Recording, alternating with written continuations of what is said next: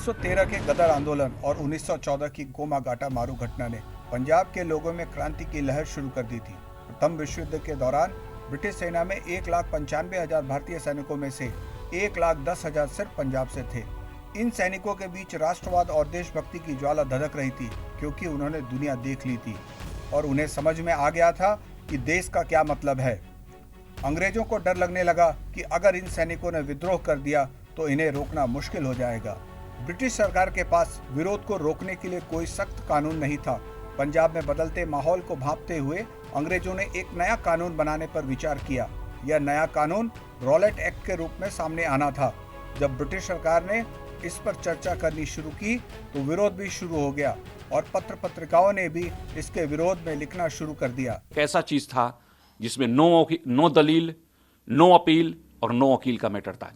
Clear है, इसमें किसी तरह के इसको कोर्ट में नहीं ले जाया जा सकता। पहले क्या था कि किसी भी व्यक्ति को गिरफ्तार किए उसका एक कारण बता दिए। किसी भी व्यक्ति को गिरफ्तार करके पुलिस रखेगी, उसके बाद उसको कोर्ट ले जाएगी, कोर्ट में जाकर के उसको जो भी अपना गवाही देना, अपना वकील रख करके, इसमें कोई सिचुएशन ही नहीं था।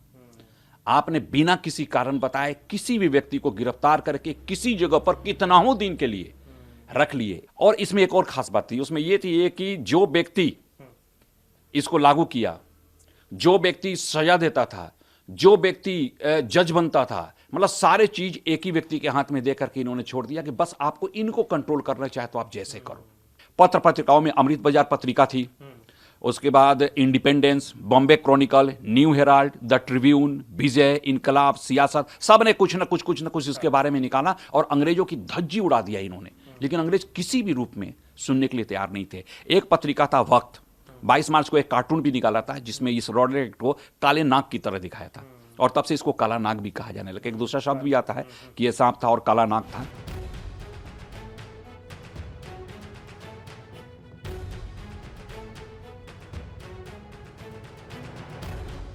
इसमें दो व्यक्ति अमृतसर में इसको लीड किए, एक डॉक्टर सत्यपाल मलिक और दूसरा हो गए डॉक्टर किचलू। दोनों के नेतृत्व में प्रदर्शन होते रहे और उस प्रदर्शन में महात्मा गांधी को भी बुलाने की बात थी। महात्मा गांधी भी 2 अप्रैल को पंजाब पहुंचने के लिए चल चुके थे, लेकिन पलवल में, चूंकि पंजाब का क्षेत्र उसमें बहुत बड़ा था, पलवल में वहीं पर ट्रेन से मुंबई से वो आए, उनको रोक करके वहीं से उनको वापस कर दिया गया। इसलिए महात्मा गांधी यहां पर पहुंच नहीं पाए। जो भी हो, इन सब के बावजूद 18 मार्च 1919 को रॉलेट बिल 20 मतों के मुकाबले 35 मतों से इसे पारित कर दिया गया। 10 अप्रैल को जिलाधिकारी जो इरविन था, अमृतसर का जो जिलाधिकारी था, उसने डॉक्टर किचलू और सत्यपाल मलिक दोनों को बुलाया और धोखे से 10 बजे सुबह में बुला करके उन दोनों को गिरफ्तार कर लिया गया। यहां पर गिरफ्तार करके यहां नहीं रखा गया, बल्कि उनको गिरफ्तार करके लेकर के धर्मशाला भेज दिया गया। इस काले कानून के खिलाफ सत्याग्रह के तहत देश भर में विरोध प्रदर्शन हुआ। पंजाब के कई हिस्सों में भी विरोध प्रदर्शन हुए।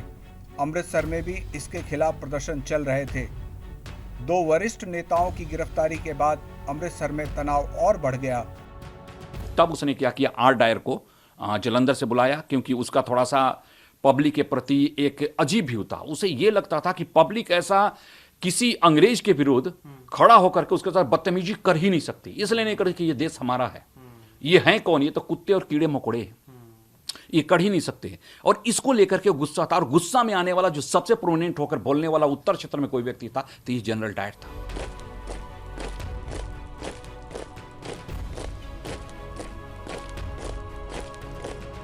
जब ये घर गए, अपने क्वार्टर पर गए, तो उन्होंने मैप देखा तो पता चला ये तो 10% एरिया ही कवर किए। 90% लोगों को तो पता ही नहीं है कि आपने मार्शल लॉ लगाया है, कि रॉलेट एक्ट लगाया है, कि आपने कर्फ्यू लगाया, आपने क्या लगाया, किसी को पता ही नहीं। तब 10% पर इन्होंने कहा था और उसी 10% से कुछ नहीं होना था। लोगों को पता नहीं चला, 90% लोगों को पता नहीं चला कि हमारे यहाँ कर्फ्यू भी लगा हुआ है। कटरा, जयमल सिंह, हॉल बाजार और ऊंचा पुल इलाकों में 20,000 से अधिक लोगों ने विरोध प्रदर्शन किया। हिंसा की छिटपुट घटनाओं के बाद पंजाब के गवर्नर माइकल ओ डायर ने स्थिति को संभालने के लिए जालंधर कैंट बोर्ड से सेना अधिकारी जनरल आर डायर को बुलाया। एक और ग्रुप होता था जो उसमें भीड़ होती थी, वो थी और मोहल्ले की औरतों की, बच्चों का और बूढ़े लोगों का। वो सारा माइक वहां चल रहा था, सारी तैयारी हो रही थी, सुबह से तैयारी सारी कुछ चल रही थी। लोगों को बहुत लेना था, लोगों को सिर्फ इतना लेना था कि माइक लग रहे हैं, कुछ ना कुछ बजेगा, हमें देखना है। बाकी मीटिंग की बात अलग थी, लोगों को पता नहीं, 90% लोगों को वहां नहीं पता था कि यहाँ किसी तरह की मीटिंग होने वाली है, क्रांतिकारियों की मीटिंग होने वाली है या आज सत्याग्रहियों की मीटिंग होने वाली है। उसे लोगों को कोई लेना देना नहीं था, न्यूज ही नहीं पता चलता था। वहां पर मीटिंग जब शुरू हो गई 1 बजे के आसपास लोग वहां इकट्ठा होना शुरू हो गए। उसकी सारी खबर जनरल डायर को पहुंचने लगी। जालियांवाला बाग हत्याकांड से एक दिन पहले जनरल आर डायर ने सशस्त्र बलों के साथ अमृतसर में मार्च किया और कर्फ्यू लगा दिया। कर्फ्यू की जानकारी न होने के कारण लोग जालियांवाला बाग में एक और सभा के लिए जमा हो गए। जैसे दुर्गादास खड़े हुए और वो हटने के लिए तैयार हुए, तभी गोली चलना शुरू हो गई। और वो गोली चलने का जो टाइम था जनरली जो मिलता है वो है 5:50 में गोली चलना शुरू हो गई। इस सिचुएशन में इन्होंने कहीं कुछ नहीं देखा, कोई हवाई फायर नहीं, सीधे जहां सबसे ज्यादा भीड़ थी वहां गोली चलाना शुरू कर। लेकिन जब लोगों के शरीर से खून बहना शुरू हुआ तब भगदड़ मच गई। उसको भी समझने से 1 से 1.5 मिनट लग गए कि हुआ क्या। एक गोली तो चल नहीं सकता था, ऐसा कोई रिकॉर्ड था नहीं। लोग भी जानते थे कि भैया सरकार है, हमारी सरकार है। और कुल मिलाकर के 303 का 3.3 का 1650 गोलियां चला था। एकमात्र उस जलियांवाला बाग में एक कुआं था, 3 पेड़ थे और एक टूटी फूटी समाधि थी। इससे बचना बहुत मुश्किल था। उस कुआं में स्त्रियां और बच्चे जो थे, बूढ़े थे, लगभग कूद गए, उससे भर गया।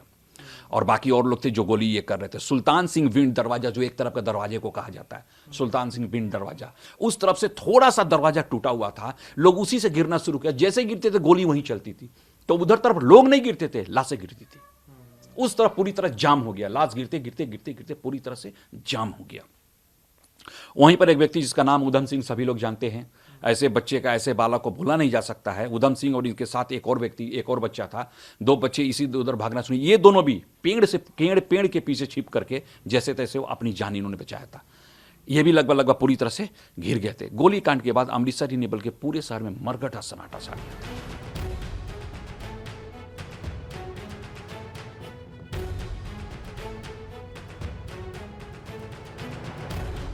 खालसा कॉलेज के प्रिंसिपल थे G.A. वादन। उन्होंने वो गए वहां पर लाहौर में, जहां डायर बैठता था, जो जनरल ओ डायर, जो लेफ्टिनेंट गवर्नर, हाँ वो बैठता था। उसको उन्होंने सूचना दिया कि 5000 लोगों की भीड़ थी, हमें मतलब पुलिस को गोली चलानी पड़ी और गोली चलाने में 200 लोग मारे गए। ये पहला रिकॉर्ड आता है कि 200 लोग मारे गए। पंजाब का मुख्य सचिव था J.P. थॉमसन। वो लिखता है कि 291 लोग मारे गए थे। उसमें भी वो डाटा देता है कि 211 अमृतसर शहर के थे। हंटर कमेटी कहती है कि 379 लोग मरे। और बड़े आश्चर्य की बात है, इसको समझने की जरूरत है। उसमें वो कहती है कि 275 लोग गोलियों से मरे हैं, 104 लोग कुएं में जो डेड बॉडी था वो डेड बॉडी है। तो मदन मोहन मालवीय उस जांच कमेटी का अध्यक्ष होते हैं और वो बताते हैं कि 1000 लोग मरे थे। कांग्रेस जांच कमेटी जो देती है वो कहती है 1200 लोग मरे थे और 2600 लोग घायल हुए थे। स्वामी श्रद्धानंद थे, वो श्रद्धानंद भी गए थे वहां पर और उन्होंने कहा कि 1500 लोग मरे।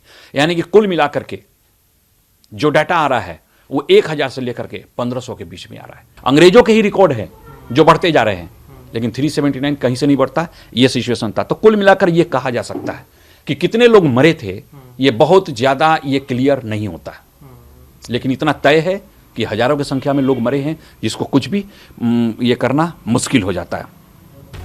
साथ ही बैसाखी का पर्व होने के चलते दूर दूर से श्रद्धालु श्री हरमंदिर साहिब में पहुंचे थे। गोविंदगढ़ पशु मेले में आए व्यापारी भी वहां मौजूद थे। वहीं खुशहाल सिंह, मोहम्मद पहलवान और मीर रियाज उल हसन जासूसी कर रहे थे और पल पल की जानकारी जनरल डायर को दे रहे थे।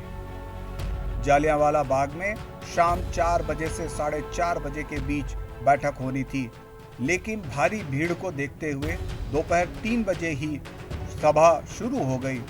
शाम 5 बजे के आसपास जनरल डायर 25-25 सैनिकों की 4 टुकड़ियों के साथ जालियांवाला बाग पहुंचा।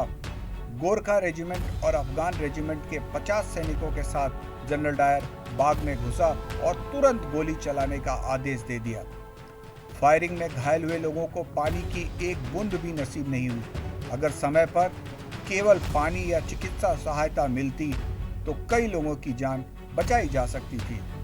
जालियांवाला बाग नरसंहार के बाद भारतीयों के आक्रोश को देखते हुए ब्रिटिश सरकार को जनरल डायर को निलंबित करना पड़ा और वह ब्रिटेन लौट गया।